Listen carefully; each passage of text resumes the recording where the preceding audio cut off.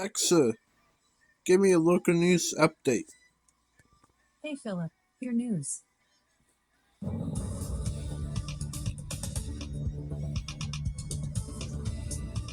This week right here, we told you exposure to deer ticks this time of year is particularly dangerous. That's because of what you see right there, those tiny ticks known as nymphs.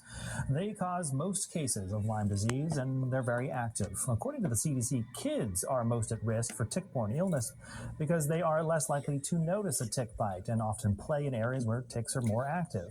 But there are a number of things you can do to keep your kids safe this season. News Center Maine's Vivian Lee shows us how. Jenny Burnell's 11-year-old daughter Hadley and her best friend Lilla love playing outdoors. That includes romping around in the grass with the family's new puppy, Casco. Good boy.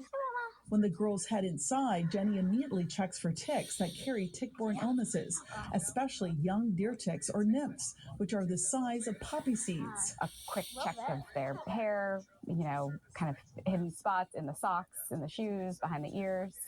And at night, just daily tubs or showers. Dr. Christy Perkowski is a pediatrician at Northern Light Mercy Dr. Harry E. Davis Pediatric Center.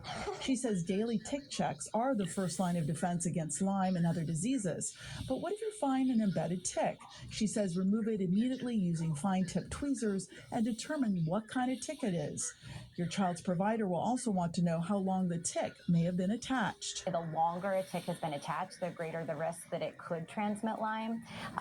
And so making that determination with your doctor is important. Dr. Perkowski recommends treatment within 72 hours of removing a tick with a single dose of oral antibiotics. She also advises to be on the lookout for other symptoms. The most common in children is a rash that presents differently than a classic bullseye. A red, expanding rash that's usually not itchy or bothering them in any way, that's usually at the site of the tick bite, but could appear in other places as well. Now, some patients never get a rash but can have flu-like symptoms and joint pain.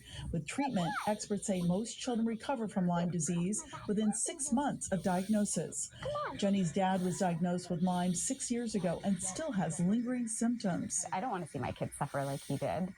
And I think, we just have to be diligent because they're not going away. Keeping our kids safe from being exposed to a disease that has hit so close to home. In Cumberland, Vivian Lee, News Center, Maine. We will have much more on treatment and prevention of Lyme and other tick-borne infections in the News Center Maine app.